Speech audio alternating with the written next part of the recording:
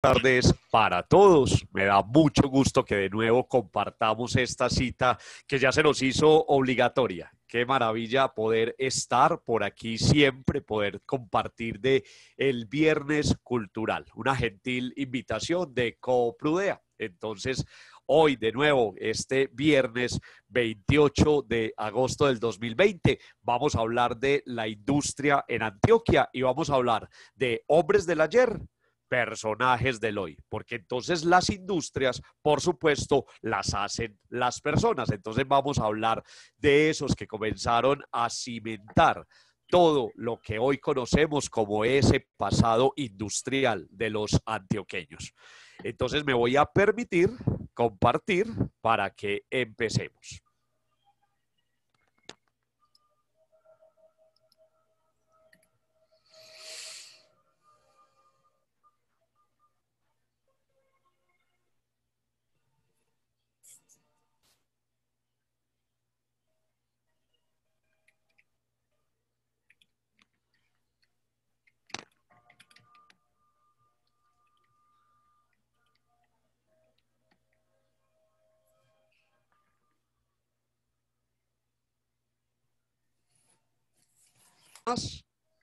Empecemos. Como siempre, hablemos de una salvedad por el uso de las imágenes y me voy a permitirles leerles de manera textual. Todas las imágenes que veremos pertenecen al patrimonio visual de nuestra ciudad, Medellín, y provienen de archivos y fuentes documentales públicas y privadas. Todos sus derechos son reservados para el uso que les vamos a dar esta tarde, que es divulgativo, cultural, patrimonial, histórico, y se prohíbe su reproducción física con fines lucrativos. Esa imagen incluso me conecta con mi vida personal. Voy a permitirles contarles una parte de mi vida personal. El muchacho a cuadros que ven en la imagen es mi papá, don Humberto Ortiz, que de hecho pues recientemente murió, hace poco murió mi papá, pero ahí estaba en su primera semana de trabajo, en el lugar donde se conoció con mi mamá, Textiles Pepalfa. Ellos se conocieron allá, entonces yo puedo decir que soy hijo y soy nieto de una textilera. Por eso cuando camino, todavía cuando visito alguna de esas empresas, el olor de los hilos, el conocimiento de esos sonidos de las máquinas, me trae unos recuerdos increíbles, porque si me lo permiten contarlo, yo crecí entre esos salones de costura y esos salones de grandes salones que tenía esa empresa, justo a una cuadrita de nuestra universidad. Textiles Pepalfa estuvo ahí. Entonces quiero empezar como con esa imagen que me conecta y que creo nos conecta a todos, porque esto lo voy a repetir algunas veces en esta conversación. Los antioqueños hemos sido de todo, y hoy nos vamos a dar cuenta de eso. Hemos sido ferrocarrileros, hemos sido comerciantes, hemos sido cafeteros, mineros, agrícolas, pero definitivamente aquí gran parte de nosotros descendemos orgullosamente o de campesinos o de obreros de las grandes fábricas que tuvo y que están ya en la memoria de nuestra propia ADN. Entonces hoy voy a hablar, ojalá, de una parte también de nuestra propia vida, de lo que somos. Comencemos entonces. La industria en Antioquia. Una historia que se puede resumir en una frase: lucha contra la adversidad y la naturaleza agreste. Para que Medellín fuera la cuna de la industrialización en Latinoamérica, imagínense en eso, fuimos catapultados a la no despreciable denominación de ser la capital de la industria latinoamericana por allá en los años 20. Hay que entender que Medellín, con ese desarrollo tan grande que tuvimos de industria y que hace parte, como lo digo, de nuestro pasado, nuestro río no es navegable. no tenemos un puerto que sirviera para ese desarrollo. Y quienes conocemos Medellín, sabemos que estamos a más de 900 kilómetros del mar. Cuando yo digo 900 kilómetros del mar, no es el desarrollo de vías que tenemos hoy. Antes, ir desde Medellín hasta nuestras costas en el Atlántico era bordear y bordear y bordear todas las montañas, dar esos tráficos tan largos a través de nuestro río navegable, el gran río de la Magdalena, para poder llegar hasta allí. Entonces cualquiera me dice, pues hoy estamos a 409, ¿qué por esas carreteras? Pero antes era, sí, el doble en kilómetros por tener, como lo dije, que dar tantas vueltas. Y que entonces esta historia, que también tuvo su desarrollo, por supuesto, pero esta historia no es la historia de Cartagena, ni esta historia, muchas gracias, y esta historia tampoco es la historia de Barranquilla, que están frente al mar. No es la historia de Honda, no es la historia de Mompox, que están frente a ese gran río. Estamos hablando de una ciudad metida entre montañas, una ciudad metida dentro de una taza, no tan en vano, también por ahí le decían la tacita de café. Volví al café, vea, hoy no le fui infiel al café, hoy regresé al cafecito, que hace 8 días le fui infiel con la gaseosa. Teníamos todo en contra para ese desarrollo. Entre esas, la naturaleza agreste. Vámonos, si vamos a hablar de industria, pues no dejemos de lado, por supuesto que no, a nuestro orgulloso pasado prehispánico. Entonces comencemos por ahí, comencemos con el legado, sí, medianamente industrial que tuvieron nuestros indígenas. Y un desarrollo muy grande en Antioquia fue precisamente la adoración y extracción del oro por parte de nuestros indígenas. Oro, mucho oro. En Antioquia hay y hubo mucho oro, mucho, mucho oro.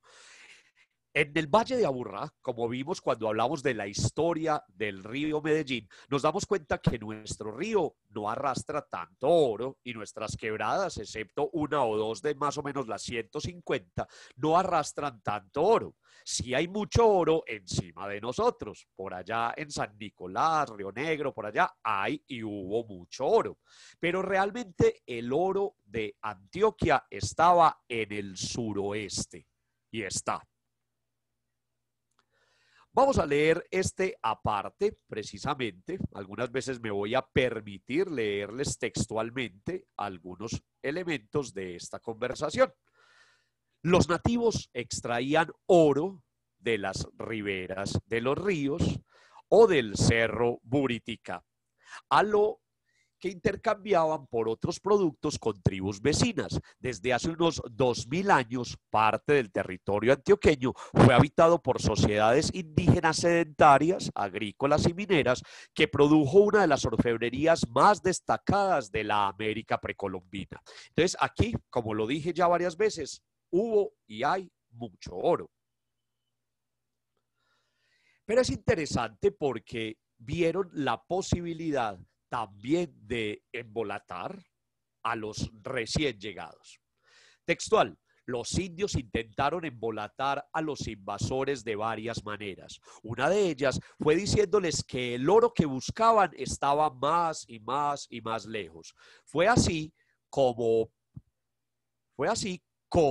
se regó la leyenda del tesoro del Dovaibe, ese dorado local que atrajo nuevos conquistadores. Por aquí buscaron también una ciudad de oro, por aquí también estuvieron detrás de inmensas riquezas que tenían entonces salvaguardadas estos indígenas. Pero resulta que a ojos de los españoles, de los recién llegados, de los peninsulares, lo que encontraron realmente por Antioquia fue un muy digno desarrollo de caminos, una industria, un desarrollo, como lo dije, importantísimo de los caminos, que incluso cronistas como Ciesa de León decía que algunos tramos de caminos aquí en Antioquia estaban mejor construidos y que tenían incluso mejor escorrentía que los que ya se habían comenzado a mostrar, a descubrir en Cusco.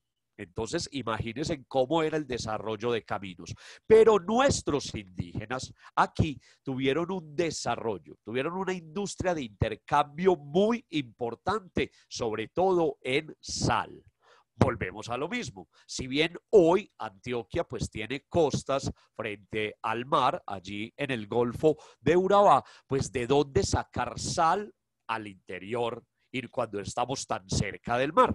Ustedes saben, muy cerca de Medellín todavía hay salados, todavía hay afloraciones de agua salada, afloraciones de minerales salados que precisamente permitieron a estos indígenas poder desarrollar una industria de sal. Lo que están viendo ustedes en la imagen es lo que se denominaban panes de sal.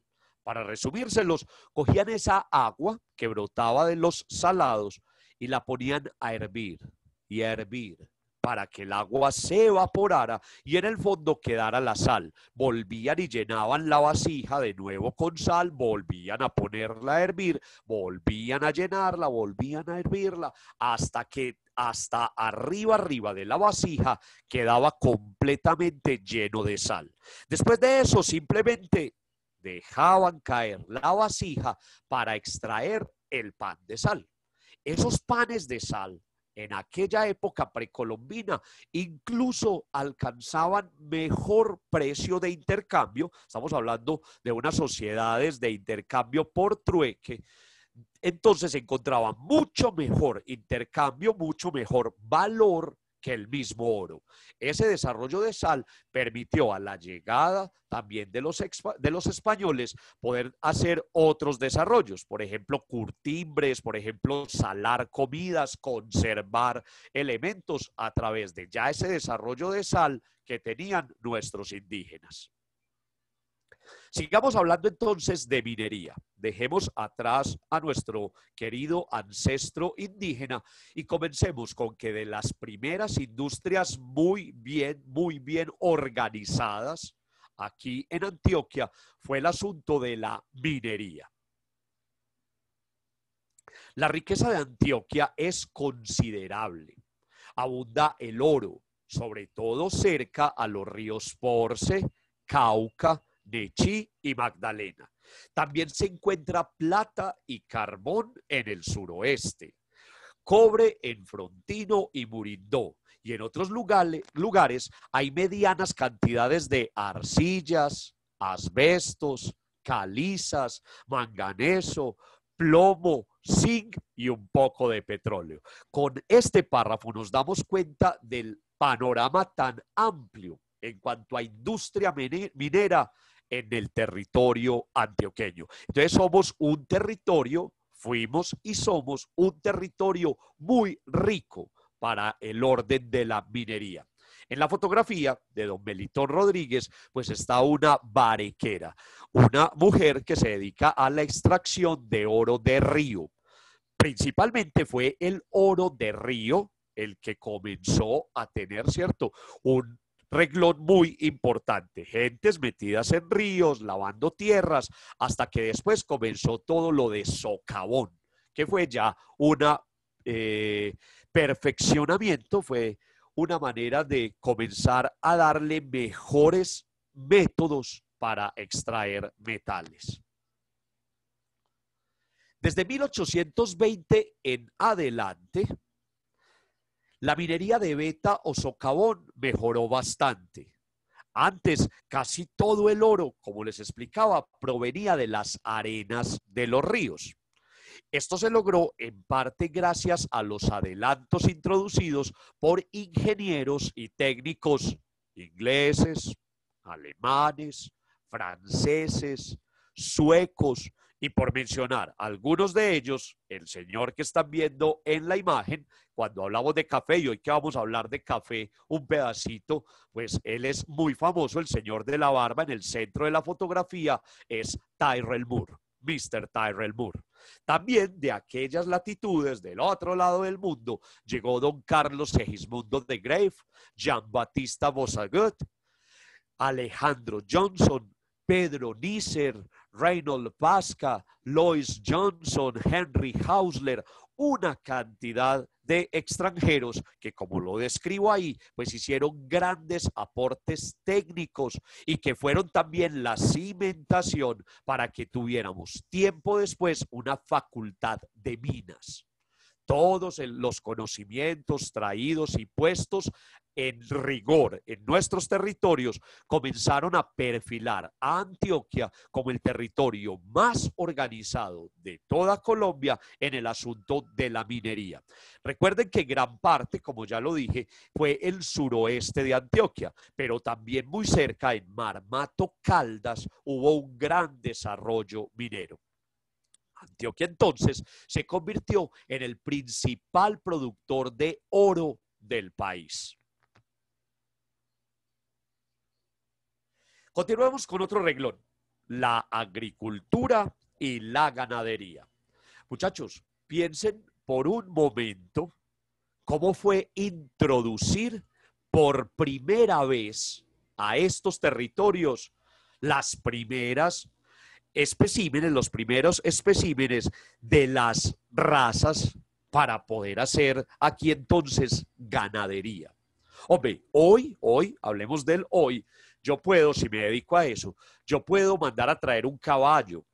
Hagamos de cuenta que no estamos encerrados, que no hay pandemia. Hagamos eso a un lado. Pero que estuviéramos en el desarrollo normal, de la vida normal, yo me puedo antojar de un caballo y lo compro en criaderos, qué sé yo, de Estados Unidos, de Inglaterra, de Francia o por allá de Oriente cercano y me lo traen aquí, a Bogotá.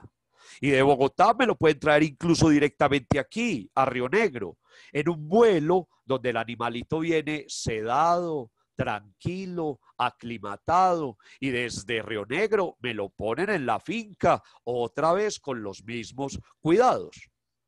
O con el desarrollo precisamente que tenemos, pues se piden muestras de óvulos o muestras de semen para poder hacer esos cruces.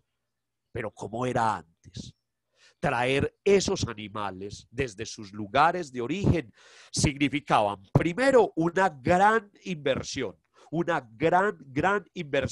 que a veces ni se salvaba. Porque recuerden, en esas travesías que necesariamente había que hacerlas a pie, sí señores, esos animales sufrían mucho.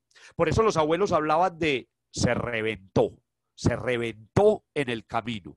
Esos animalitos sufrían de las patas, sufrían de los codos, de las rodillas, precisamente los calores, los desfiladeros.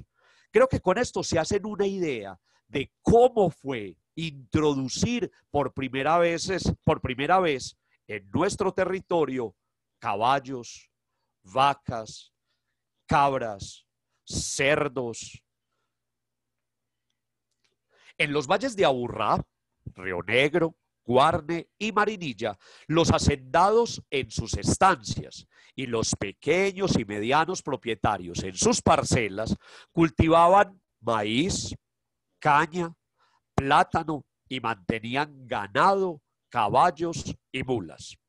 Muchachos, antes del desarrollo urbanístico, antes del desarrollo empresarial, industrial que tuvo Medellín, Medellín era una ciudad de paso y era una gran despensa de alimentos. Aquí era el lugar donde se sembraba y se beneficiaba ganado por las tierras tan fértiles y por nuestro clima para abastecer gran parte de las que eran grandes ciudades de la antigüedad.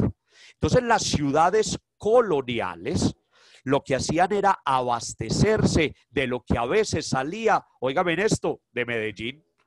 Cuando hablamos del barrio Laureles, en la invitación que hizo Coprudea para que habláramos de la historia del barrio Laureles, les contaba yo que todos esos terrenos de lo que hoy conocemos como otra banda, en su tiempo eran establos, eran hatos lecheros y de beneficio de carnes. Entonces, muy posiblemente los barrios que nosotros habitamos hoy en Medellín antes estaban dedicados a grandes sembradíos agrícolas o a criar vacas. Nada raro que los abuelos decían, esto era un potrero. Mírenme en esta fotografía de Oscar Duperly Dufris, lo que conocimos entonces como Oduperly. Y miren ese ganado vacuno Holstein en el año 1915. Vuelvo a lo mismo y quiero ser repetitivo para que ustedes tengan ese recuerdo en cabecita. Esos primeros animales que se trajeron sufrieron demasiado antes que pudieran aclimatarse, antes que pudieran entonces poder reproducirse y que comenzaran a dar beneficios a quienes invirtieron tanto dinero en ellos. Entonces la industria agropecuaria, la industria precisamente de la ganadería, en sus inicios fue muy complicada, muy complicada. Me gusta mucho esta imagen y siempre hago como hincapié en la gran sonrisa del niño de camisa blanca. Miren qué gran sonrisa tiene este niño campesino. Descalcitos, ahí, unos niños con caballos, también pudo ser de la misma salida de don Oscar Duperly, fotografiando aquellas estampas de comienzos del siglo XX. Muchachos, mírenle miren el tamaño de ese animal, y quien está fotografiado es el alguacil del hipódromo San Fernando, el alguacil. Entonces, el hipódromo San Fernando estaba en el lugar que hoy conocemos en Itagüí como la Plaza Mayorista. Ahí quedaba este hipódromo. En Medellín hubo varios hipódromos, varios lugares para carreras de caballos, para exhibiciones, que luego, conforme llegó el automóvil, luego los invito a hablar de la historia del transporte en Medellín. Cuando llegó el automóvil, los convirtieron en autódromos, en pistas. Entonces hay que entender que teníamos lugares, grandísimo allí en Itagüí, donde hoy está el Colegio Calasanz, también había un hipódromo, y más o menos por donde hoy está Barrio Triste hubo otro hipódromo. Entonces era importantísimo, no solo para las élites, sino que de la mano con estos hipódromos, muy cerca estaban las ferias de ganado, el lugar donde se comerciaba precisamente para el beneficio de carnes en su mayoría. Sigamos en otro reglón. Si esta historia yo se las pretendo contar como si fuese un libro, hay que hablar de varios capítulos en ese libro. Por eso es que vamos a llegar a la importación de objetos suntuosos. El comercio interno y externo, fomentado en tiempos coloniales por el oro y a finales del 19 por el café, procuró medios de vida a dueños de fondas y posadas, tenderos y grandes exportadores e importadores. Esto fue el modo más usual de hacer fortuna en Antioquia. Nacionalizar objetos, traer objetos. Y precisamente en esto de traer se establecían relaciones para llevar. Entonces, muchos de los que fueron importadores también fueron de los primeros exportadores de nuestros productos por el mundo. Vuelvo a insistir en la localización geográfica de Medellín. Y vuelvo y hago esa comparación con Barranquilla, con Cartagena, con Mompox, con Honda, que tienen puertos de gran actividad frente a sus ciudades. Traer cualquier cosa a Medellín ofrecía una gran epopeya, una gran odisea y unas inversiones en tiempo, pero por supuesto en dinero muy grandes. Es por eso que no era raro asegurar, óigame en esto, no era raro asegurar que en Medellín usted conseguía desde una aguja para coser hasta pianos de cola, lámparas de baccarat, alfombras y todo lo que una casa de un rico, de un acomodado, podía tener traído desde la mismísima Europa. O esas mismas cacharrerías también eran el lugar donde se conseguía de todo. A las cacharrerías o los cacharreros y su trabajo y todo lo que establecieron con vínculos por fuera del país, fueron ellos quienes comenzaron a traer tiempo después maquinarias. Los cacharreros, los importadores, fueron los primeros en fundar precisamente eso, casas de nacionalización, casas importadoras que permitieron que cuanto avance tecnológico se daba en el mundo, llegara, ojalá, con rapidez hasta Medellín y hasta las tierras de Antioquia. Vean el almacén Westinghouse en 1935, del fotógrafo Francisco Mejía. Esto es porque hacia 1935 pues ya había un desarrollo importante de los electrodomésticos, pero que tuviéramos aquí una casa filial, que tuviéramos aquí una sucursal directa, que aquí una marca tan importante como la Westinghouse tuviera un almacén en una ciudad como esta, daba cuenta entonces de los nexos tan importantes que había para poder pagar la nacionalización de estas cosas. Entonces, en Medellín, gracias a muchas fortunas, gracias a la vida cómoda que fueron comenzando a tener los obreros y los primeros profesionales, pues se dieron a poder comprar algunos de los objetos que se conseguían aquí. Este es el Parque de Berrío en el costado occidental en el año de 1910. De nuevo es el fotógrafo Benjamín de la Calle.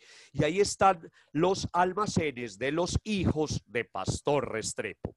Ellos tenían allí una gran venta, muchos objetos para poder ser exhibidos, pero también ellos se daban a traer catálogos.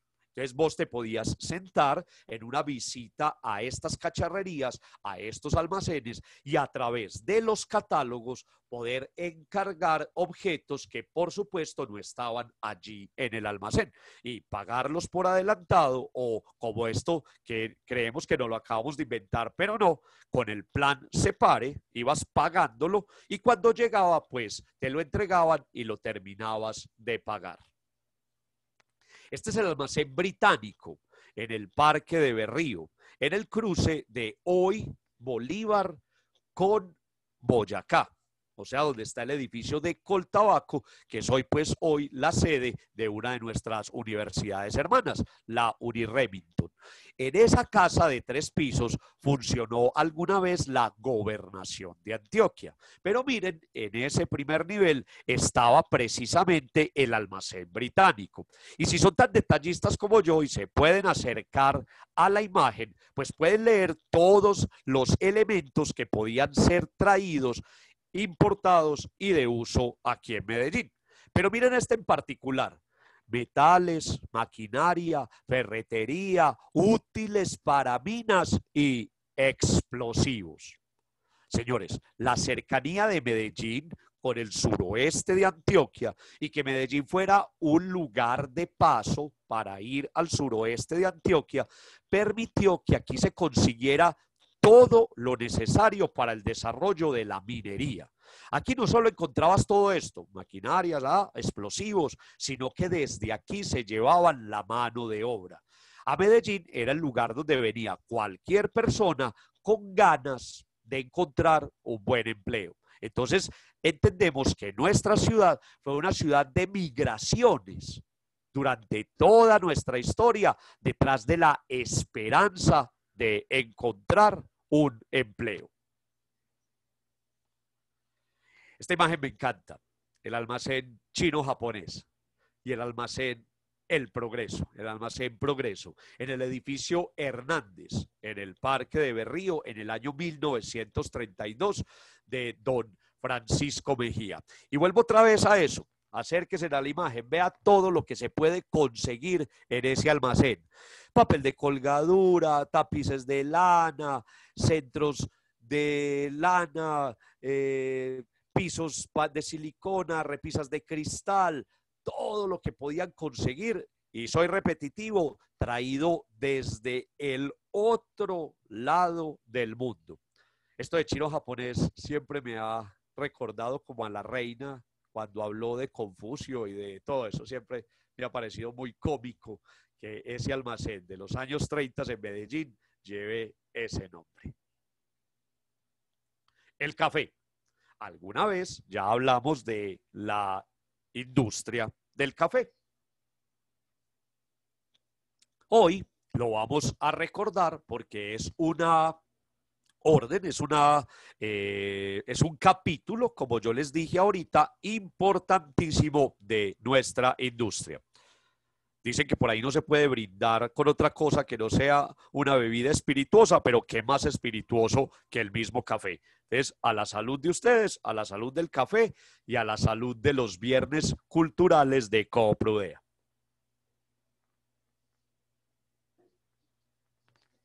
Está bueno.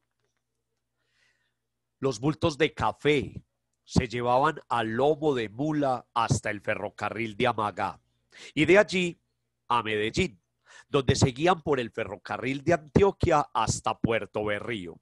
En el río Magdalena continuaban en barco a vapor hasta Barranquilla, donde eran embarcados en grandes transatlánticos, vean eso, hacia Nueva York, Hamburgo y otros puertos incluso más lejos. Esa denominación de café de Colombia no era otra que poder identificar los cientos y los miles de sacos que sacaba Colombia en cada producción y que viajaban por el mundo. Y para que fueran fácilmente reconocibles, el sello de Café de Colombia. Miren ese señor, fotografiado el 27 de junio de 1965 frente a la ermita de la Veracruz de los Forasteros por don Gabriel Carvajal Pérez.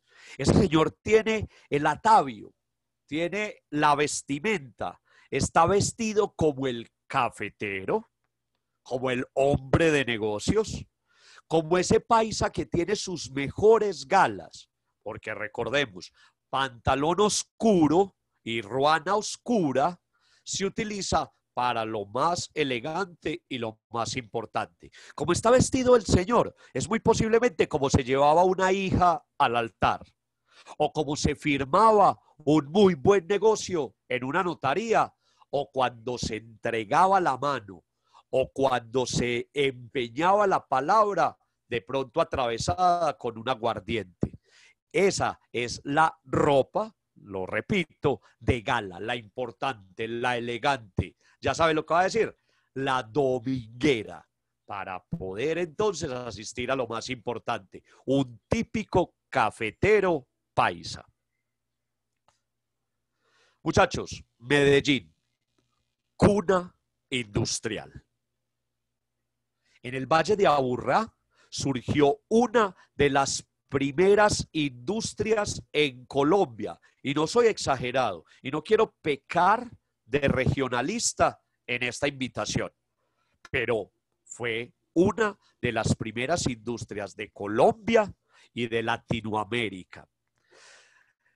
La invitación de hoy también la podemos revisar y la podemos revisar a profundidad. Y como dije al inicio de esta conversación, también hay que entender que otros lugares de nuestro país, en momentos distintos de nuestra historia, también tuvieron unos desarrollos industriales muy importantes. Y por qué no, incluso más grandes que el desarrollo industrial antioqueño. Entonces no queremos, y yo no quiero dejar el sabor de boca, que, bueno, entonces Víctor, vea, ahí habló que pues que todo fue en Antioquia. No, pero estos casos que vamos a ver hoy, que tuvieron ya trascendencia nacional y algunos de ellos internacionales, la cuna fue Medellín. Continuemos. A partir de aquí, y después de este abrebocas, después de este preámbulo, para que entendiéramos más o menos cómo fue el asunto de la industria, quiero proponerles esta dinámica. Ellos en su momento, por supuesto, pues personas, hombres, cotidianos, pero los que fueron hombres del ayer son personajes del hoy. No es exageración mía, pero en muchas facultades de administración, muchas facultades de economía, muchas facultades que tienen que ver con la investigación histórica de precisamente procesos industriales fuera del país. Tienen a la industria antioqueña y a algunos de los representantes importantes de su industria como tema obligado. En universidades fuera de nuestro país, principalmente en Inglaterra y en Estados Unidos, se estudia a Pepe Sierra, a Coriolano Amador, a Alejandro Vázquez, a don Luis Eduardo Yepes, a Valerio Tobón. Los ven como tema de clase y los ponen precisamente como ejemplo de todo lo que tuvieron en contra y sin embargo hicieron unos desarrollos industriales como no se esperaban en esta república que creíamos iba a seguir anclada a un desarrollo agrícola. Pues no en vano, a nuestras repúblicas despectivamente se les llaman como repúblicas bananeras, el platanal, pero que pudiéramos haber llegado a ese desarrollo industrial, lo reitero, es motivo de investigación y de estudio todavía en muchas universidades y muchos centros de historia y muchos centros y semilleros de investigación. Y cabe la pena resaltar que todavía sigue siendo un tema muy actual. Pues miren esta invitación es para recordar, para pasárnosla bien un viernes hablando de historia y de patrimonio y de cultura, pero todavía puedo decirles que asesoro durante muchos semestres y casi siempre estos temas de historia del empresarismo. Se los presento. Voy a empezar a presentarles señores, voy a empezar a presentarles hombres del ayer, que hoy son todos unos personajes. Comencemos entonces con don Alejandro Ángel Londoño. Don Alejandro Ángel Londoño, y no puedo resumirlo de otra manera que de Sonsón a la Quinta Avenida de Nueva York. Mírenlo, ahí está. Al lado está su mausoleo en el Cementerio San Pedro, hoy Museo Cementerio San Pedro. Uno de los mausoleos más bellos, más costoso, uno de los más caros, porque solo la inmensa fortuna de don Alejandro Ángel Londoño podía pagar algo como eso. A futuro nos vamos a invitar en un viernes de estos a un recorrido por el cementerio de San Pedro. Pero mientras tanto, quiero que vuelvan a ser detallistas. Miren que dice familia Alejandro Ángel. No dice familia Ángel, o no dice familia Ángel Londoño o Ángel Jaramillo. No, es la familia de don Alejandro Ángel, el orgullo que se siente pertenecer al clan, a la descendencia de ese señor. Como les dije, uno de los más hermosos mausoleos con una capilla subterránea, con ángel y ánima frente a la cruz, con unos profusos tallados, todo esto traído desde Lucca en Italia, muy posiblemente desde Pietrasanta, y así llegaron estos mausoleos para poder honrar la memoria de estos personajes. Don Alejandro Ángel nació en las frías tierras de Sonsón. Era una familia acomodada, una familia que tenía bajo su propia manera de hacer dinero y de poder sostenerse, por llamarlo de alguna manera, una mina de oro.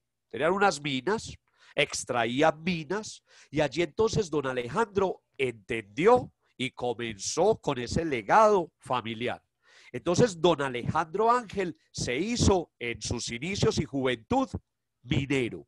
Él era un minero, aprendió el negocio de la familia. El negocio de las minas hizo de don Alejandro Ángel la posibilidad de invertir en otro negocio que daba mucho dinero en Colombia y más en Antioquia. Ahí lo ven, arriería. Comenzó entonces a ser uno de los grandes arrieros, comenzó a ser uno de los primeros grandes arrieros de la historia. El Diferenciador importantísimo de don Alejandro Ángel era que él tenía estaciones. ¿Cómo así estaciones? Háganme el favor, allá en casita se imaginan esto.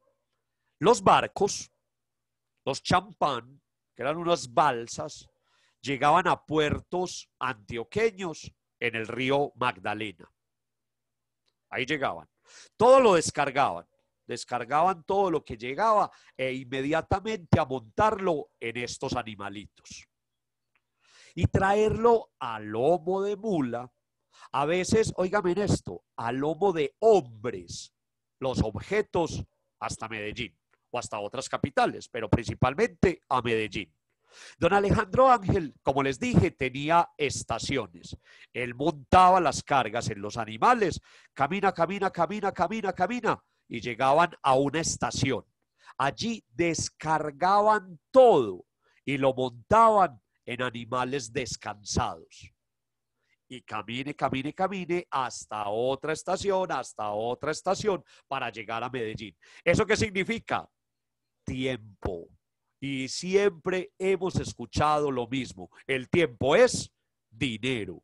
Entonces, don Alejandro Ángel garantizaba que traía los objetos mucho más rápido que sus competidores por tener no 10 o 20 animalitos, cientos de animalitos y cientos de personas al servicio de su gran empresa de arriería. Pero también lo que distinguía a don Alejandro Ángel Londoño era, vea, la palabra empeñada. Él daba la mano y decía, yo le garantizo que eso le llega bien a Medellín. Y si no, yo le respondo por eso. Podíamos hablar del inicio de una incipiente, podíamos hablar del inicio de las pólizas de seguros. Podíamos hablar entonces de una época donde la palabra valía y la palabra se cumplía. Entonces, don Alejandro Ángel hizo un platal siendo arriero. Se casó con esta señora, con doña María Escobar Jaramillo, y tuvieron todos esos niños, toda esa gente que ven ahí. Ahí está don Alejandro con doña María Escobar y todos sus hijos, fotografiados en Medellín. Sonsón se le quedó chiquito. La cantidad de negocios que manejaba ese señor hizo que se viniera a Medellín a manejarlos desde aquí. Entonces ya vivían en Medellín y era una familia muy acomodada, ya ricos de pueblo, viviendo en Medellín con ánimo de seguir invirtiendo. Hubo un momento en la historia de Colombia donde varios presidentes, para solventar problemas económicos de la nación, permitieron que particulares compraran beneficios del Estado, que compraran empresas del Estado bajo subastas. Resulta que don Alejandro Ángel fue uno de los que pujó varias veces en varias subastas para manejar las rentas departamentales de licores. Don Alejandro Ángel se volvió entonces un distribuidor importantísimo de licores.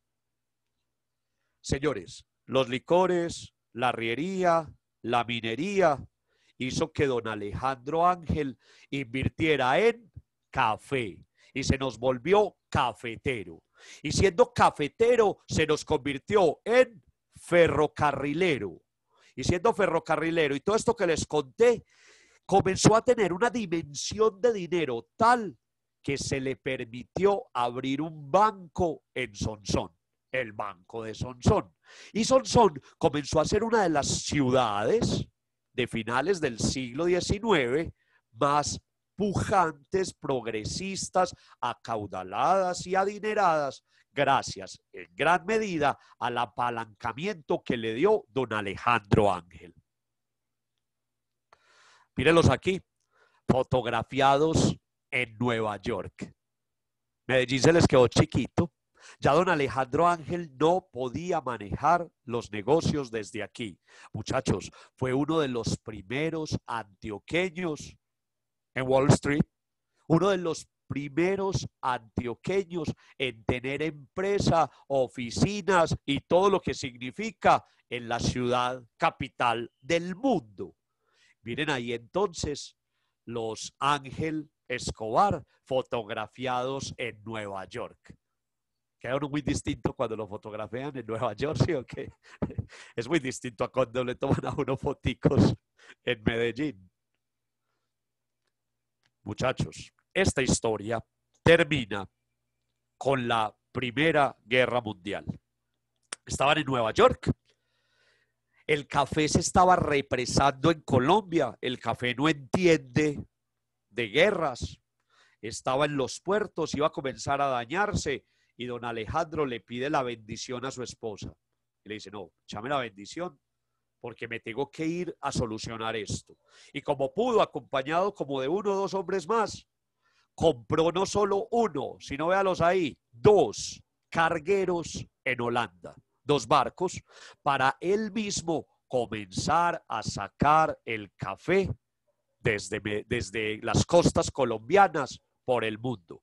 Señores, no es otra cosa que el inicio de la flota mercante gran colombiana. Y ya con todo ese dinero, vemos a don Alejandro Ángel ser socio fundador, entre otras, de Cervecería Unión, Nacional de Chocolates, Cine Colombia y, como dije, entre otras.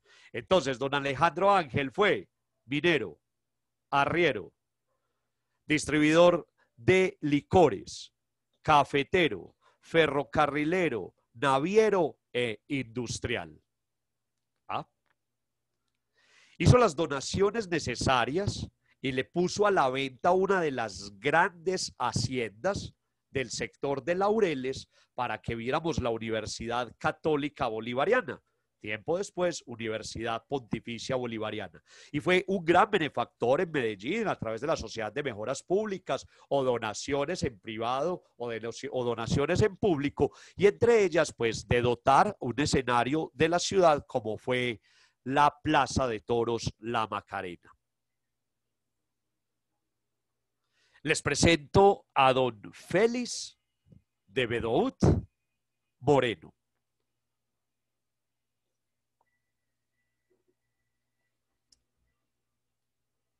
Aquí también un mausoleo muy elegante, muy bello del cementerio de San Pedro, con una pieza de Bernardo Vieco Ortiz, el ángel custodio, y ahí leemos la familia Bedut. Quienes conocieron a don Félix de Bedut Moreno decían que él tenía este dogma, que este era el dicho de don Félix. A todo el mundo le decía el ahorro, el trabajo, el propio esfuerzo, el deber y el carácter. Vamos a ver, ahorita les contaré con otro personaje, cómo ellos precisamente acuñaban un dogma, acuñaban una manera de pensar y se la transmitían en gran medida a sus empleados y, por supuesto, a su familia. De don Félix de Bedut se dice que es descendiente del noble señor Jacques de Bedut, que era un contraalmirante y caballero de San Luis y de la Legión de Honor de Francia. Esto es lo que siempre hemos escuchado del origen de los Bedut por esta tierra.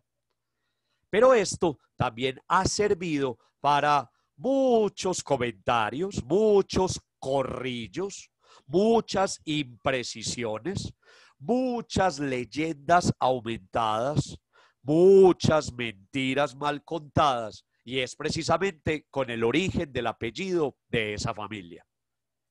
Hay quienes aseguran que esta familia salió de montañas de Antioquia y después de un viaje por Europa regresaron con un nuevo apellido, blanqueando su historia.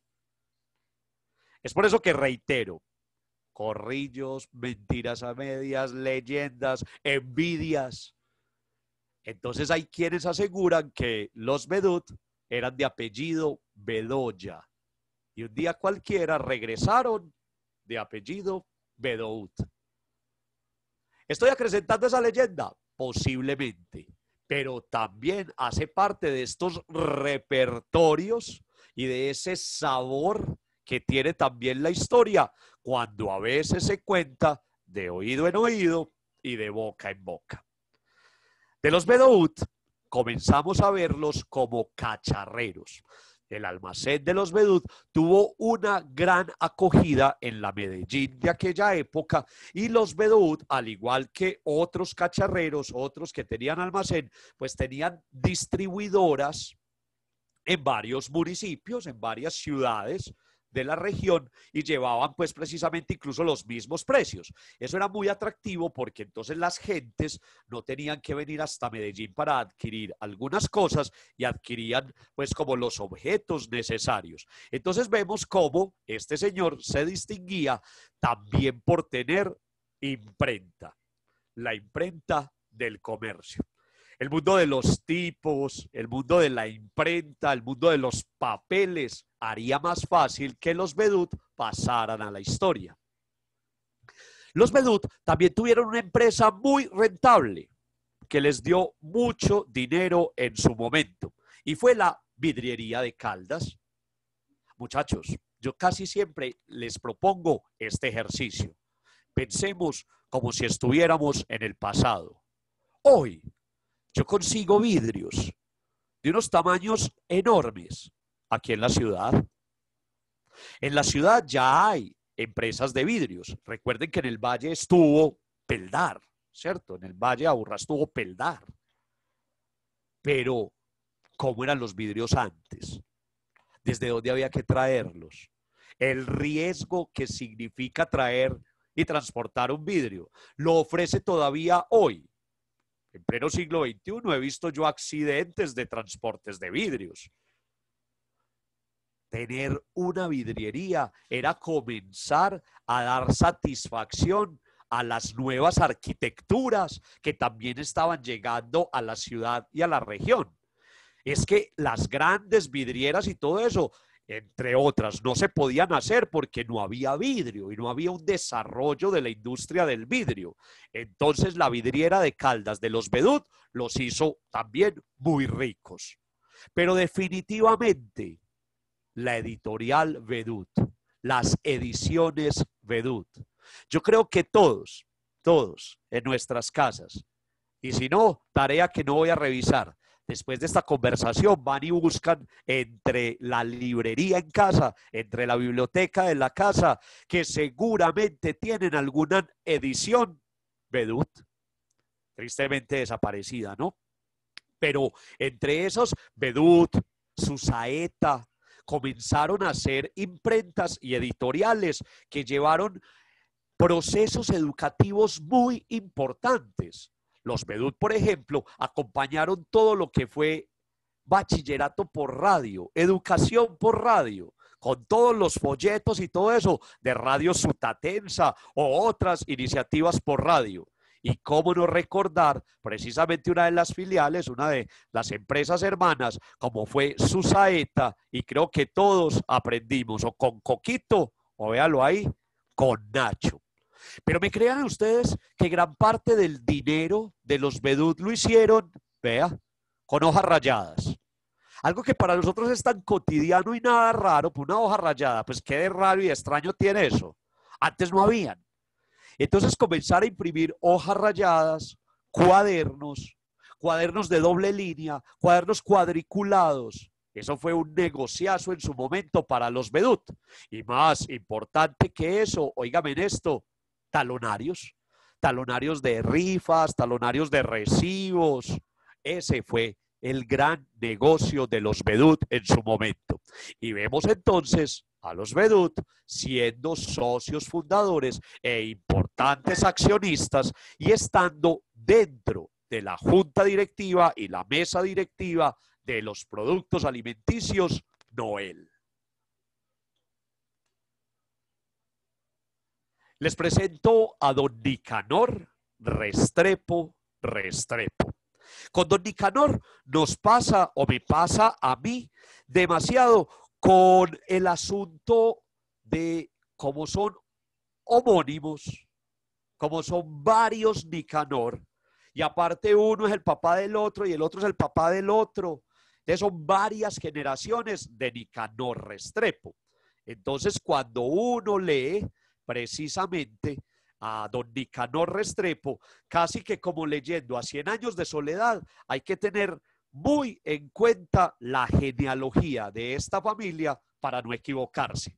Porque creo incluso que en este momento me sabrán contradecir y me sabrán aclarar, por favor, pero creo que en este momento hay un Nicanor Restrepo, hijo, pues vivo, descendiente directo de este don Nicanor Restrepo del que estamos hablando. Entonces, les presento a don Nicanor Restrepo Restrepo. Los paisas, estos días también les quiero invitar para que hablemos de apellidos. Ese va a ser un programa muy, muy bueno también que vamos a tener.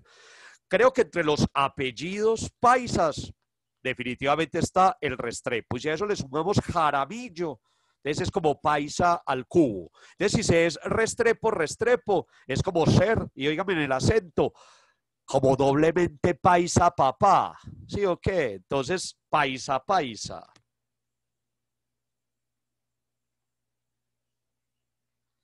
Don Nicanor Restrepo Restrepo se casó con doña Margarita María Jaramillo.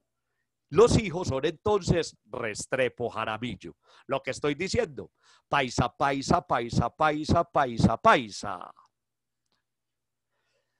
Don Nicanor Restrepo comienza en esta historia y lo traemos a esta historia porque es un importante representante de esa transición tan grande que hubo de las boticas, que hubo de las preparaciones magistrales, y sí, esa transición a la medicina, a los medicamentos, al médico, dejando atrás la bruja, el curandero, el rezo, el hechizo, el mal de ojo, el maleficio, el sortilegio, todo eso atrás. Comenzar a creer en la medicina como una ciencia científica y que el pueblo creyera en el médico y que creyera precisamente que los medicamentos estaban no solo para curar, sino algunas veces para prevenir. Entonces, don Nicanor Restrepo es un gran representante de ese inicio y lo vemos como fundador de la droguería antioqueña. Droguería antioqueña, recuérdenlo, llévenselo en la memoria porque ahorita volvería a hablar de ella, pero con otro personaje.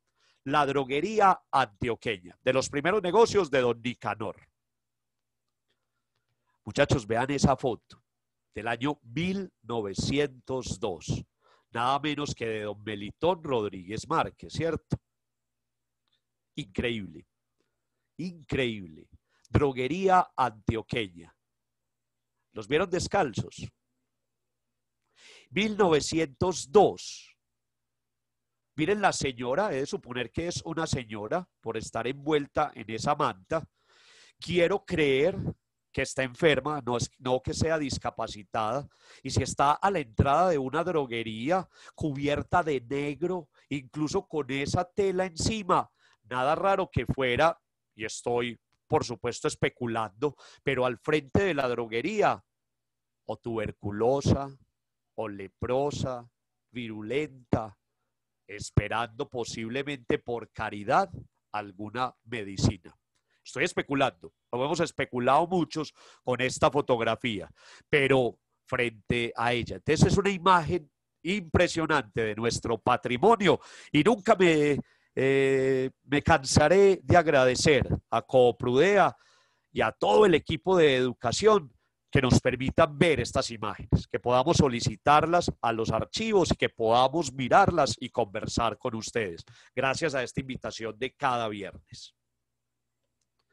Resulta que este señor, desprendido de la droguería, ve nacer la Unión Farmacéutica y Dental.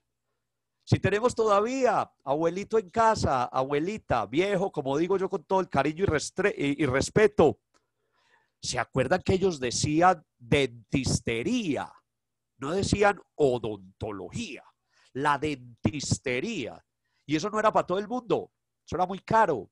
Aparte, recuerden, el mejor regalo que podía recibir un muchacho o una muchacha a los 15, 18, 20 años era que le sacaran todos los dientes y le regalaran una caja, una prótesis dental removible, una caja, como decimos en los paisas. ¿Y dónde mejor? En Bello. Las dentisterías de Bello eran famosísimas. Entonces esto de los dientes no era un asunto de atrás. Era mucho mejor, imagínense, que tener dientes postizos. Entonces, eso de suplir la dentistería y una incipiente o una naciente industria de lo estético también dio mucho dinero a don Nicanor Restrepo. Pero también, conforme iba con todo eso, los almacenes La Primavera. Los almacenes La Primavera, también en asocio con otro personaje que mencionaré ahorita, pues era otra gran cacharrería de Medellín. Don Nicanor Restrepo Restrepo es el papá de Carlos Eugenio Restrepo, que precisamente fue presidente de Colombia en el periodo 10-14. Y a su vez, don Carlos E. Restrepo es hermano de Camilo Cecilio, de Camilo C. Restrepo, que fue 11 veces gobernador de Antioquia por designación.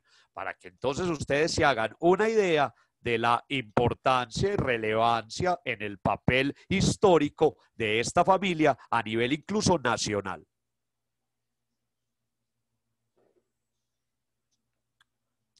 Uno de sus socios más importantes fue este viejito, y le digo yo viejito porque lo admiro demasiado.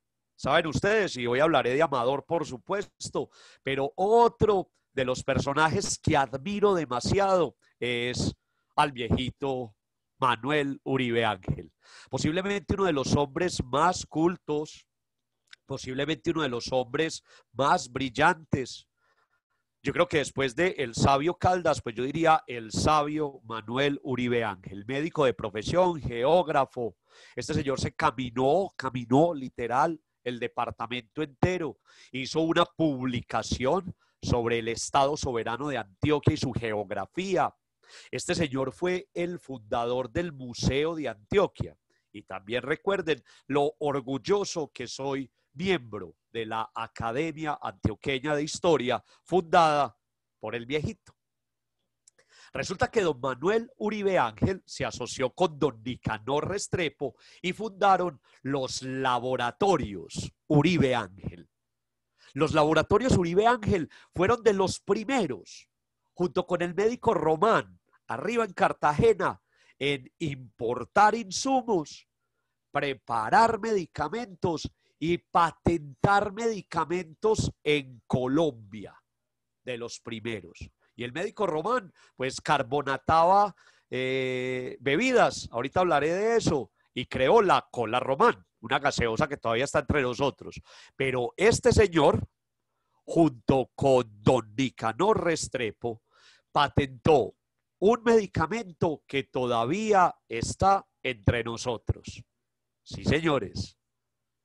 La sal de frutas Lua. Lua por Laboratorios Uribe Ángel. ¿Cuántos de ustedes no sabían este pasaje tan interesante de la historia? Esta anécdota de la historia. Sal de frutas Lua, Laboratorios Uribe Ángel. Les presento a don José María Sierra Sierra. De don José María Sierra podríamos tener incluso una invitación, así como tuvimos a una de Coriolano Amador, una donde pudiéramos hablar 2 horas completicas de Pepe Sierra, el campesino más rico de la historia, el campesino millonario, el coleccionista de haciendas, un señor que dice no aprobó los estudios primarios, que si acaso se sabía firmar, pero que eso sí, sabía sumar, restar, multiplicar y dividir de manera impresionante. Una de las mentes más estudiadas en cuanto a empresarismo y en cuanto a economía en nuestra historia. Todo un personaje, al igual que Amador, envuelto en leyendas, mentiras a medias, mentiras mal contadas, verdades agrandadas. Don José María Sierra Sierra, Pepe Sierra, el arriero más rico del mundo, el campesino millonario, nació en Girardota, al norte del Valle de Aburrá. Él nació en una familia campesina, con nada más que tierra para sobrevivir. Aquí no puedo hablar de pobre.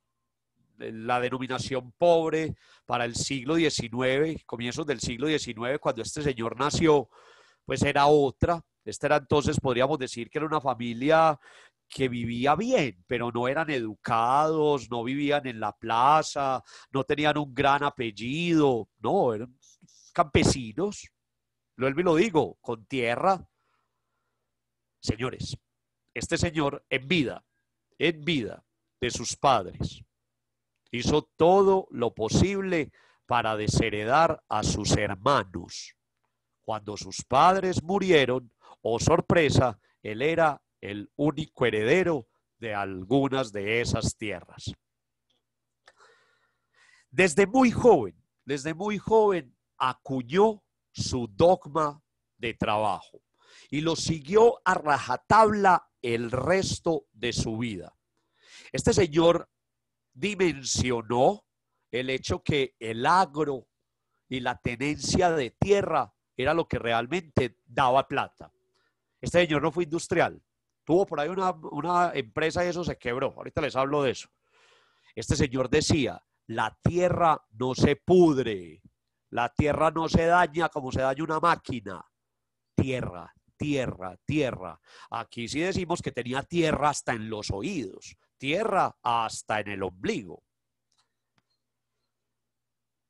Pepe Sierra entendió que el clima de este lugar, dejado de la herencia negra con la panela y la elaboración de la panela, de la caña, el sembrar caña y elaborar panela, podía ser un renglón muy importante.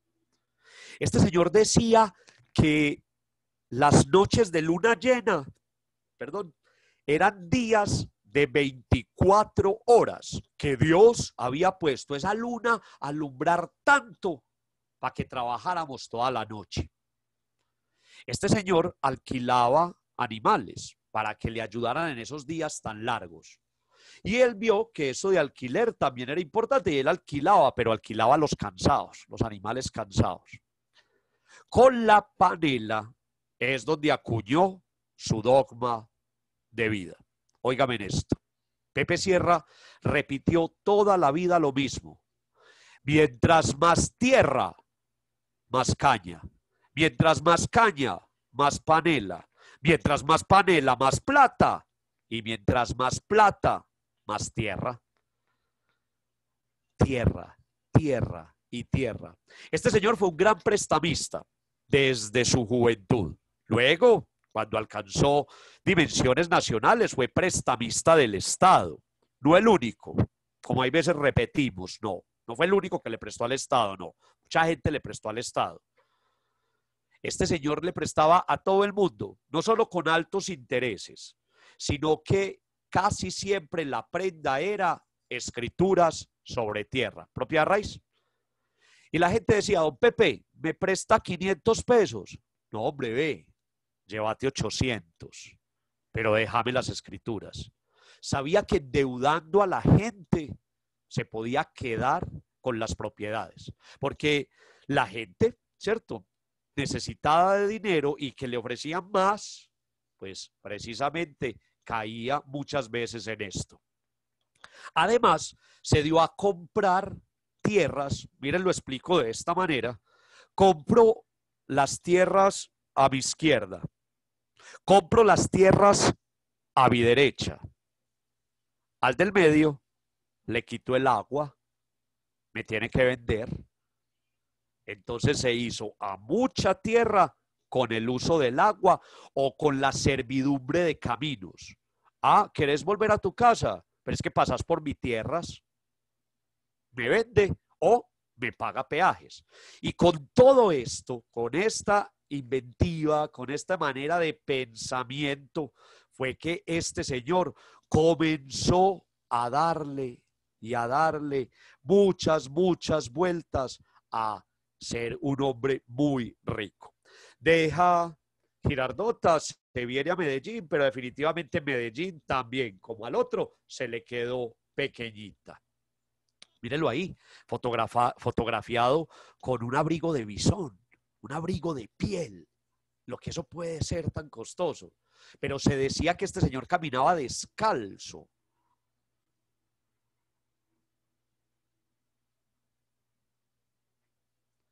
Se casó con Zoraida Cadavid. Él se llamaba, óigame en esto, Pepe, pues José María, Pepe, José María, Sierra, endogamia, casados entre primos, una cantidad de generaciones casados entre ellos.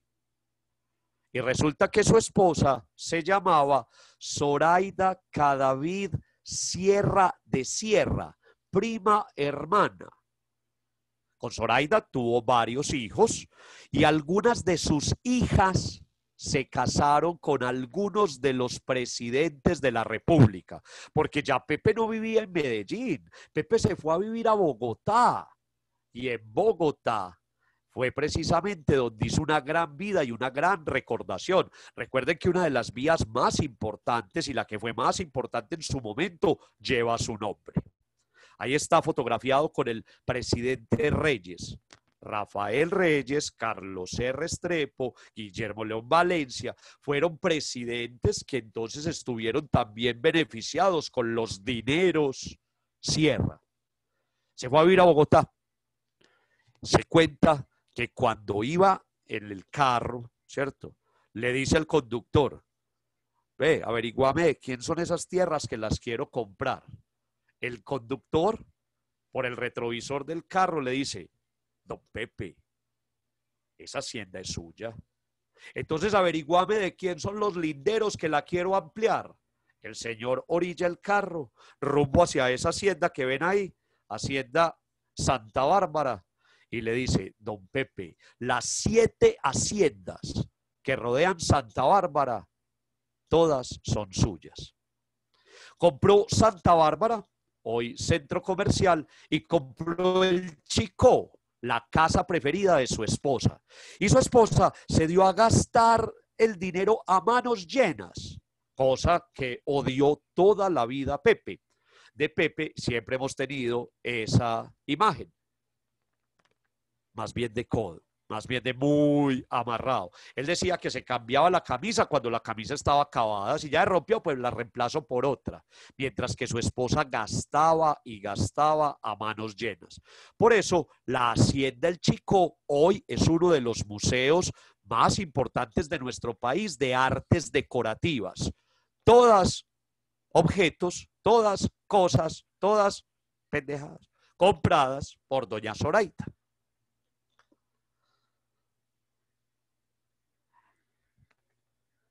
Me cuelgan si no les cuento pues la historia de las benditas haciendas. Y me cuelgan si no les cuento la historia de su muerte.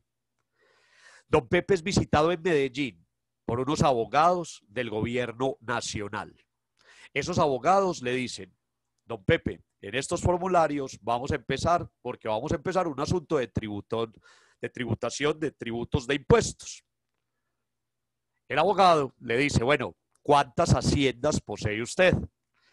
Recuerden que hacienda es una propiedad que supera las 100 hectáreas, las haciendas.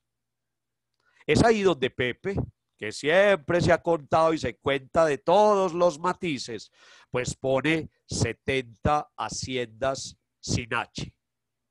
El abogado lo que no debió hacer fue corregirlo y le dice, don Pepe, hacienda se escribe con H.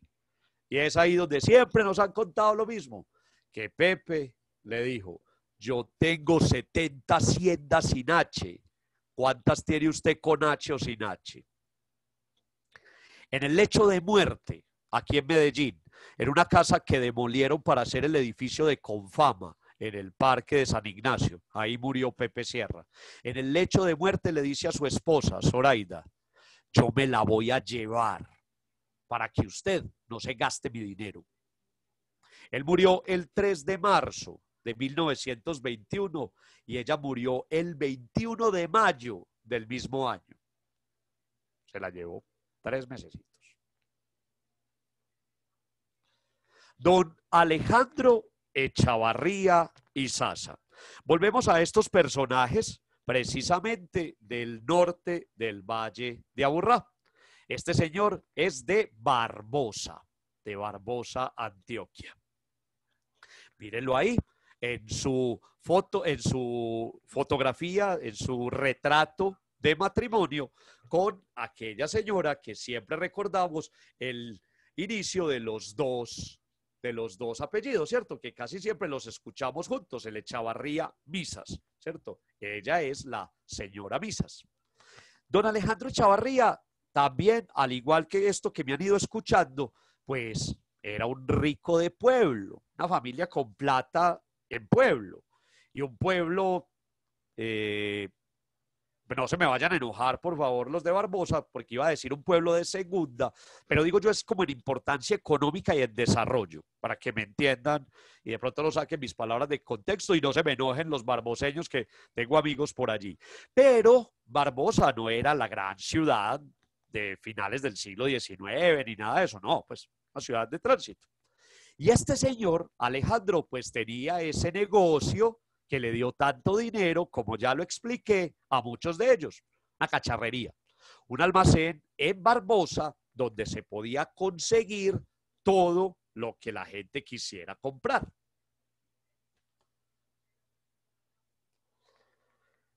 Este señor es reconocido en nuestra historia por ser un gran banquero, por organizar la banca, por coger los dineros de todos sus contemporáneos, crear bancos y hacerse préstamos entre bancos y poder introducir todo esto que comenzamos hoy a ser mucho más familiar, que es pues créditos de vivienda, créditos para empresa, créditos de nómina.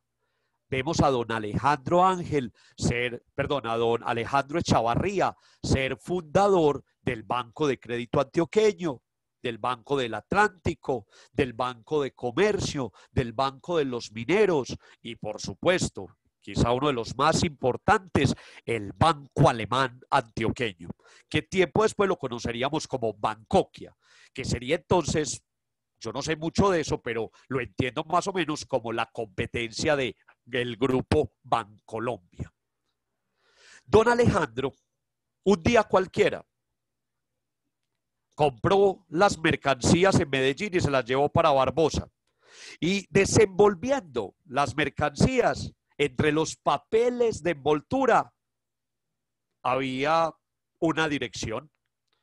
Ese señor se echó la bendición, llenó un tubo de ensayo de vidrio de polvo de oro y mandó ese polvo de oro a esa dirección. Y dijo, qué sé yo, voy a usar el nombre de nuestro amigo Alfredo. Llegó y escribió a esa dirección y dijo, yo soy Alejandro Ángel, hágame el favor y este oro me lo manden mercancías de esas mismas que le vende a Alfredo Gómez en Medellín. Le robó el proveedor. Y así se hizo a esa gran historia de cacharrería. Siendo banquero y siendo un gran cacharrero, es que comienza a apostarle a la industria. Y sus hijos fueron quienes lo acompañaron en ese sueño industrial. Rudecindo Echavarría era el papá de él, luego viene, ¿cierto?, don Alejandro, y ahí es donde comenzamos a ver algunos de los hijos que son también muy famosos. Ahí lo vemos entonces en todo el hito tan importante, no solo para esta historia, para esta narración, sino para Colombia y Latinoamérica, como fue Coltejer. Muchachos, en el momento de esplendor de Coltejer, en el mejor momento de Coltejer, esta empresa le pudo dar empleo a más de 9.000 obreros. 9.000. Principalmente mujeres, las mujeres obreras, la abejita obrera. 9.000. Ustedes se pueden imaginar un cambio de turno de la planta de Rosellón, de la planta de Boston, la de Caicedo, pues la isla de La Toma, cuando salían 3.000 personas por una puerta y entraban otras 3.000 por otra. Coltejer. Ahí está su hijo, don Gabriel Echavarría. Coltejer, ¿cierto? Fue como la mamá, por decirlo, casa matriz. Fue el origen de una cantidad de empresas que los Echavarría fundaron con otros ricos contemporáneos y que hicieron entonces esa cuna industrial. Hay que reconocer que algunos otros extranjeros, algunos judíos, por ejemplo, en Medellín fundaron empresas o almacenes. Pero hubo un momento en que, óigame en esto, casi los Echavarría eran como la familia feudal. Por favor, no me contradigan, pero creo que todos o conocimos a alguien o alguien de nuestra familia o en la misma cuadra donde vivíamos que trabajaba para las empresas Echavarría. Don Gabriel Echavarría Misas, hijo de don Alejandro, pues precisamente es uno de esos que vio nacer a Corona.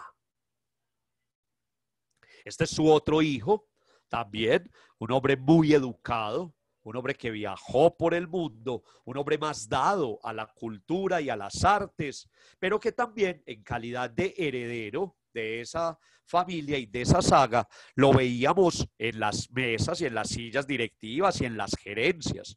Ahí está con su esposa alemana, doña Benedicta Surnieden, y su única hija, tristemente también otra historia por contar, y que luego se las contaré cuando hablemos de los palacios y castillos de Medellín, Isolda. Don Alejandro, al morir, deja un testamento. Cuando empiezan a leerlo, hay sorpresa dentro de los asistentes, porque él dice, mis posesiones van a ser repartidas por partes iguales entre mis 13 hijos. Y todo el mundo se miró con todo el mundo, porque ellos eran 12. Desde manos a boca y todo. ¿Qué pasó? El 13º hijo de don Alejandro Ángel era el que estaban viendo ahí. El Hospital San Vicente de Paúl.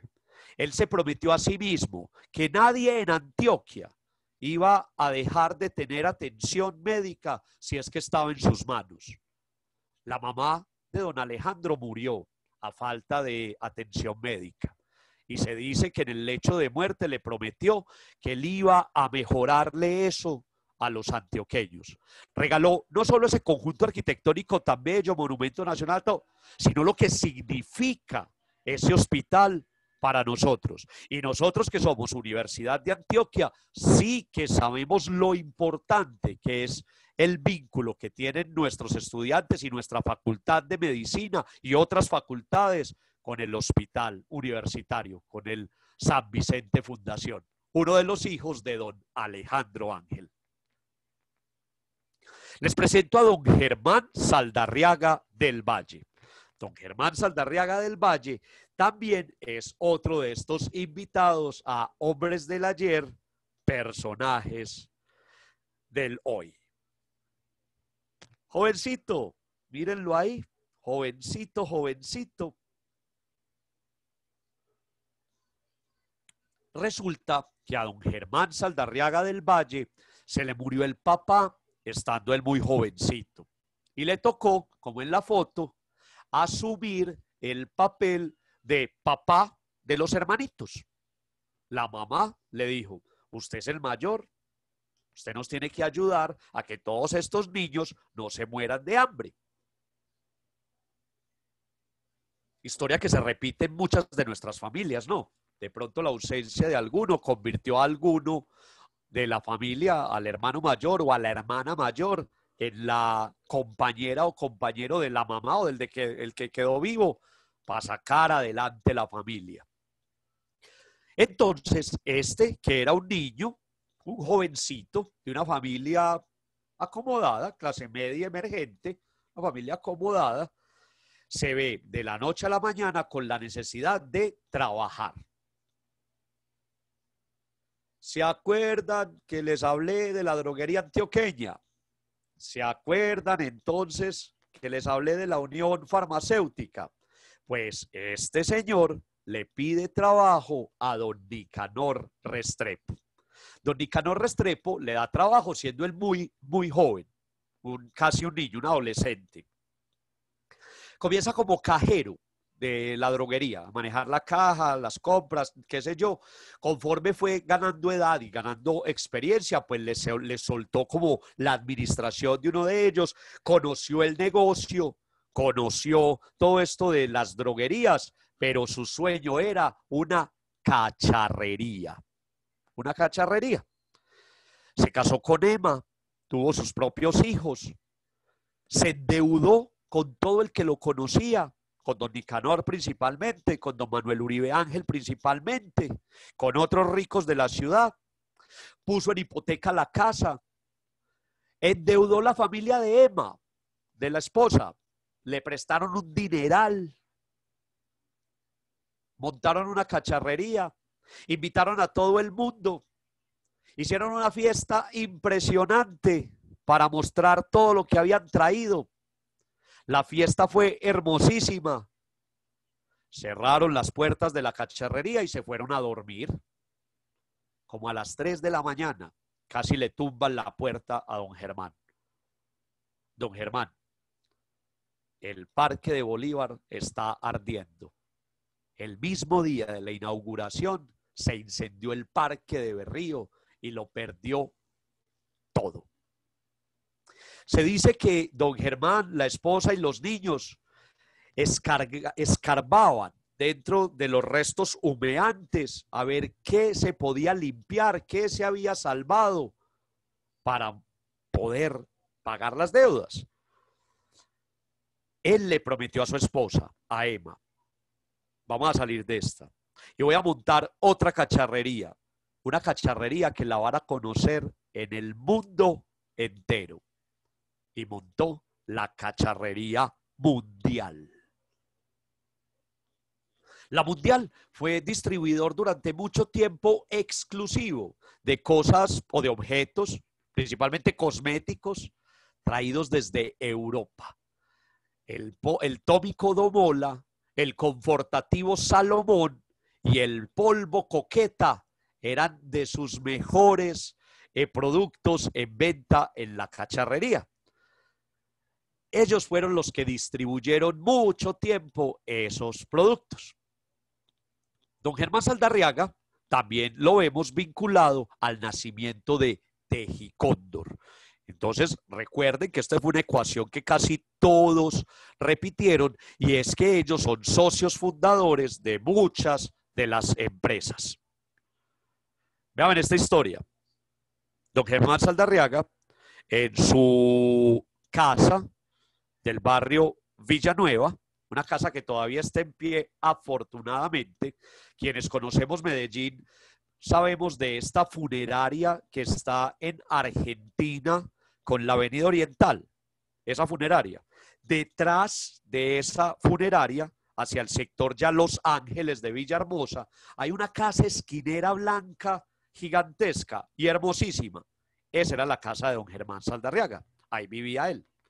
Resulta que él tiene una visita, lo visitó un amigo, un gringo de los Estados Unidos, lo visitó y le dice, don Germán, hombre, yo no te puedo tener en la casa porque la están pintando. Y entonces huele y los aceites, además que están instalando unos papeles de colgadura y los pegamentos y todo eso, con mucha pena, te debes quedar en la casa de campo. Y se lo llevó a su finca, la casa de campo, la Barquereña, que hoy es la Casa de la Cultura de Sabaneta. Allí lo tuvo. Y en una de esas noches, ese señor, el gringo, que se llamaba Peter Grace, le dice, hombre, pero es que en Estados Unidos, desde hace un tiempo, se producen pinturas plásticas. Huele bien, se secan rápido, vienen en una cantidad de colores. Y este señor le dijo, ¿y cómo es la cosa? ¿Cómo es la cosa? Pues con Peter Grace crean a Pinturas de Colombia, Pintuco. Y Pintuco vio nacer al Grupo Mundial, porque Pintuco vio nacer a Prodenbases, Andercol, Tintas, Inversiones Mundial, y nada bobito el señor. Se puso competencia él mismo. O me compran pintura por Pintuco o me compran pintura por Terinza. Una más barata que otra, con la misma calidad y todo eso. Entonces todos los colombianos que comprábamos pintura, le comprábamos a este señor o de una marca o de la otra. Este señor es enterrado en el cementerio de San Pedro. Esto parece como que le estuviera adelantando parte de nuestra invitación a cuando hablemos de ese cementerio, pero precisamente es enterrado en uno de los mausoleos más reconocidos, que más visitamos. Estamos hablando entonces de la Piedad de Miguel Ángel. Esta escultura, la original, por supuesto, fue hecha en la época del Renacimiento, el 500, por allá, por Miguel Ángel Buonarroti. Hoy la custodia el Vaticano, está allí en la Catedral de San Pedro, pero las personas que aprendieron con Miguel Ángel en la época del Renacimiento pasaron su conocimiento de generación en generación hasta la actualidad. Todavía en Florencia hay un taller que hace copias autorizadas con las mismas técnicas del Renacimiento de Miguel Ángel. Ese taller vende únicamente con carta de familia. Vos tenés que mandar una carta, tenés que explicar las razones, no sé qué, quién sos. Ahí sí cabe, usted no sabe quién soy yo, usted venga, yo le aclaro quién soy para que me vendan. Señores, en Colombia, en Sudamérica, solo hay 3 copias autorizadas de ese taller. 3. 2 en el cementerio de San Pedro. Imagínense, una a menos de 100 metros de la otra, la de la familia de don Julio Ramírez Jones y esta de don Germán Saldarriaga del Valle. Y la otra se encuentra en un municipio de Antioquia, cerquitica, San Pedro de los Milagros. Allí se encuentra esa escultura y esa se dice es la más perfecta del mundo en cuanto a copia de esa obra. ¿Se acuerda que un fundamentalista pudo entrar un martillo y le pegó un martillazo a la obra original y le vació, le quebró el rostro a Jesús? Para hacer esa restauración, óigame en esto, vinieron desde el Vaticano a medir esta escultura, la de don Julio, pero precisamente la de San Pedro de los Milagros. La historia de la industria en Antioquia, entonces, es larga, es emotiva, está llena de anécdotas, pero aquí lo más importante de hablar es de una historia que nos lleva a quienes somos. Ahorita les decía, somos orgullosamente descendientes de ferrocarrileros, cafeteros, muleros, pero definitivamente somos orgullosamente campesinos y descendientes de obreros. Ellos son entonces quienes hicieron parte de nuestro ADN. Ellos hicieron parte de lo que somos. Don Alfredo, creo que estamos terminando por el día de hoy en esta invitación que nos hace siempre Cooprudea. Me sentí muy bien como decía don Alfredo, de pronto para los que no estaban conectados desde el inicio, siempre esta invitación es sin tiempo, es como que estuviéramos en la sala de la casa, yo termino el tema y nos quedamos tertuleando, pero si me permiten, hoy seré jurado de una entrega de grado en una universidad y eso, saben lo importante, no solo para el muchacho que se presenta, sino lo que significa en una agenda de un docente. Entonces, hoy no va a haber tertulia, no nos vamos a quedar tan lejos, pero vea, Pero mirándolos a Víctor, los ojos, cálmate, Víctor, cálmate. Todavía está temprano y 5 minutos de pregunta nos tienes que dar Ah, porque sí, por no puedes supuesto, dejar a la gente ganosa. pero lo que les decía es que quedamos casos, vea, comprometidos con taza de café en mano, que cualquier día hacemos una tertulia, hablamos y abrimos micrófonos y abrimos cámaras y hablamos de la industria en Antioquia. Claro que hay, claro, preguntas, Alfredo. Víctor, antes de dar paso pues al auditorio y algunas preguntas que tengas tiempo de contestar, quisiera preguntarte qué tenemos para la semana entrante, ahora que tenemos auditorio completo. Sí, señor. Y antes de que nos contestes eso, quiero recordarles a todos la importancia de inscribirnos con la debida antelación, si es posible desde el día anterior o en la mañana. Hay mucha dificultad para los que se inscriben después de la 1:30, 2 de la tarde, porque la plataforma Zoom demora en darnos el acceso a esas personas. Entonces nos gustaría ver el auditorio completo desde la hora que inicie la charla. Sí, Entonces señor. sabemos que están antes, pero ojalá la inscripción la hagamos antes. Entonces danos esa respuesta, Víctor, y abrimos micrófonos Santiago y Carito para que todas las personas puedan participar. Perfecto. Antes de eso, los voy a superantojar. Dentro de 8 días vamos a hablar de la historia del acueducto y el alcantarillado en Medellín. Alguna vez hablamos ya de la historia de la energía eléctrica. Esta vez es sobre el acueducto y el alcantarillado, los servicios públicos como apalancadores de desarrollo. ¿Y será que los antojamos, Alfredo, con algunos otros temas? Si tú quieres, bien puedas. Este espacio es tuyo. Sí, qué bueno. Entonces, vea, a futuro, en este encuentro, posiblemente no en este orden, pero a futuro, vamos a hablar, óigame pues, del Cerro Nutibara, toda la historia del cerro. Vamos a hablar de la historia del transporte en Medellín. Vamos a hablar del cementerio de San Pedro, de la historia del ferrocarril de Antioquia, de artistas plásticos antioqueños y de palacios y castillos en Medellín, solo por antojarlos de algunos temas. Muy bien. Entonces, Santiago y Carito, por favor, abrimos micrófonos y alcanzamos algunas preguntas. Sí, sí. Listo, ya tienen opción del micrófono. Gracias, Carito. Don Alfredo y profesor Víctor, perdónenme que irrumpa de esta manera tan vergonzosa en la conversación, pero quisiera decir varias cosas. La primera, la última anécdota de la Piedad, exquisita, mejor dicho, yo no conocía ese dato y gracias a eso ya tengo como dos viajes que tengo que hacer al cementerio San Pedro y a San Pedro de los Milagros. Ya eso no tiene rebaja.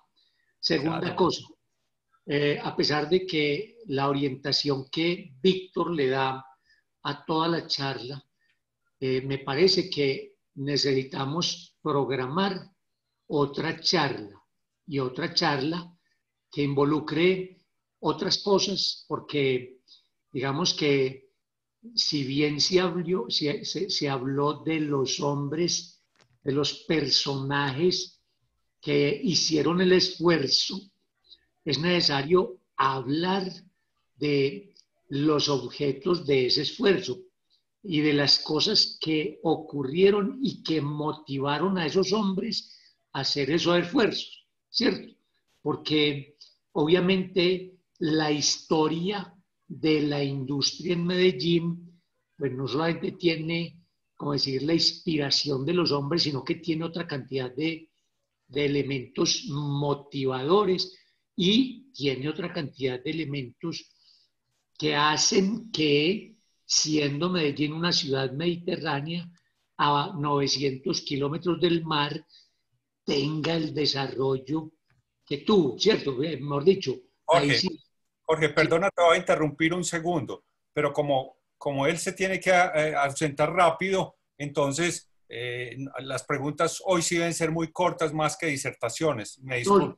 listo, no, la propuesta es simplemente que es necesario programar otra charla considerando todos esos aspectos, pero la charla de hoy, extraordinaria, maravillosa. Muchas gracias. Gracias. Muchas gracias, Jorge. ¿Y sabes qué te puedo decir? También en esa podemos hablar de otro aspecto, ¿cierto? También el movimiento obrero, el movimiento sindical, María Cano, Betsabe Espinal, o sea, todo eso que también significó tanto para la Medellín, ¿cierto? Porque una cosa es hablar de los ricos, los industriales, toda esta epopeya, todo esto tan grande, pero también lo que significó los barrios obreros, la construcción de barrios, el acceso a la educación, lo que significó que esas empresas le brindaran también grandes apoyos al obrero para que se creara una clase media en esta ciudad, que es de lo que yo me siento orgulloso y lo que veo también en nuestra ciudad, ¿cierto? Que somos orgullosamente descendientes de esos obreros que también la pasaron mal en su momento, pero que fueron ganando muchos derechos gracias a esas empresas. De seguro hablaremos de eso también. Claro que sí, Víctor, por supuesto. Así un dato bien suelto. ¿Usted sabía cómo se llamaba Noel cuando la inauguraron? O mejor dicho, se llamaba Fábrica Nacional de Galletas y Confites El Papagayo. Fue inaugurada en 1912 y se transformó en la Fábrica Nacional de Galletas y Confites Noel en 1916. Entonces, mire que hay una cantidad de datos supremamente interesantes, ¿cierto? Que sí, obviamente tenemos que recrear, pues, y qué mejor que esta tertulia para recrearlos. Muchas gracias, Jorge. ¿Quién tiene otra pregunta o comentario?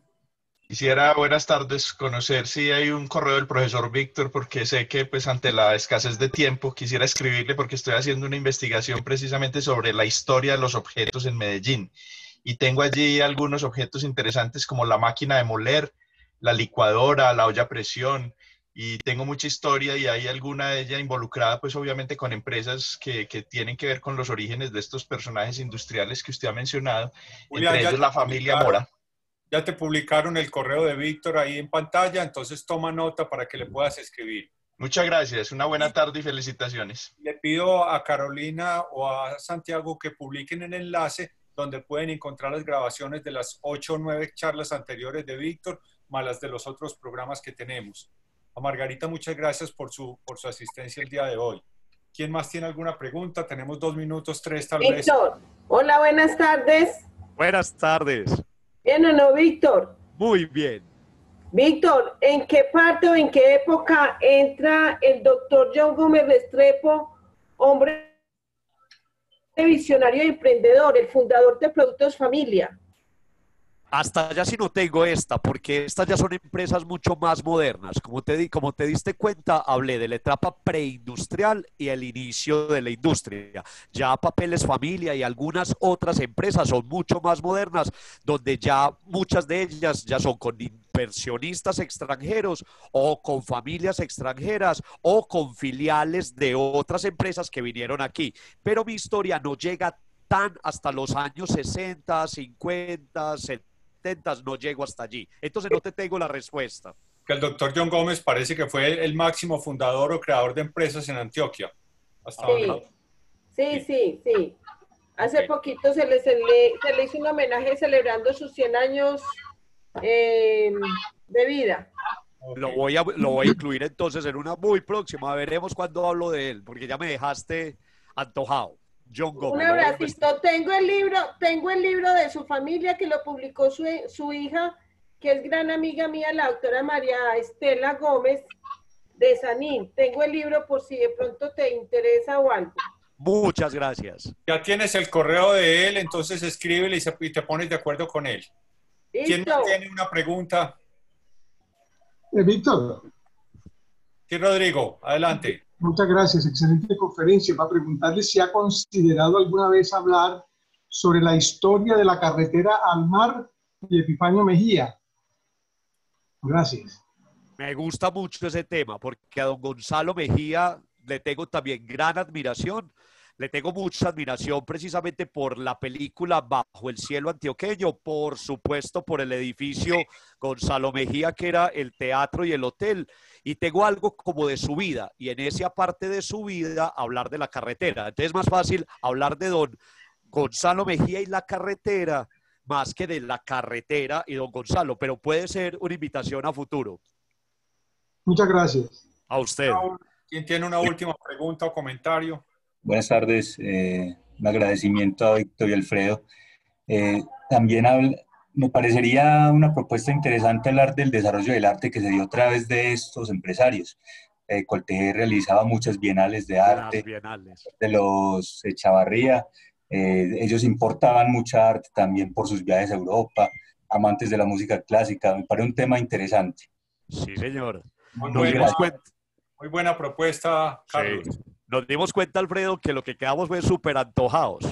Yo creo que podemos pensar a futuro en la segunda parte. Actualmente soy empleado de Coltejer. Ah, imagínese. Aquí una asistente asidua de la charla nos escribe lo siguiente, y voy a dar su nombre porque me parece importante: Silvana Posada Vivolotti. Ella nos dice: la piedad y el ángel del silencio fueron traídas de Pietrasanta por mi abuelo. Oh, claro, don Hermenegildo Vivelotti era el importador de todo eso. ¡Ah, qué maravilla!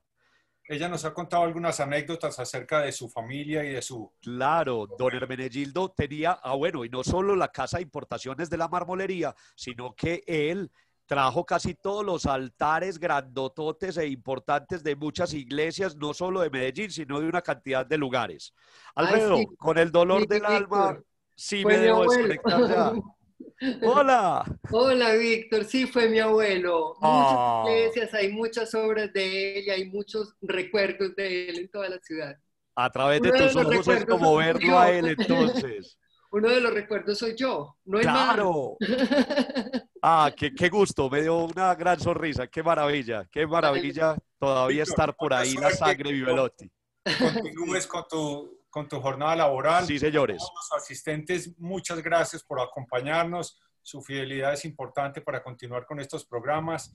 Víctor, adiós. Pueden quedarse conectados si tienen algún comentario acerca de la programación de la semana entrante. Contarnos. Muchas gracias y buenas tardes. Víctor, si han tenido alguna dificultad con el ingreso, con la plataforma hemos tenido algunas dificultades, pero si se inscriben con el tiempo debido, esas dificultades disminuyen mucho. Un saludo para mi amigo John Fabio Giraldo.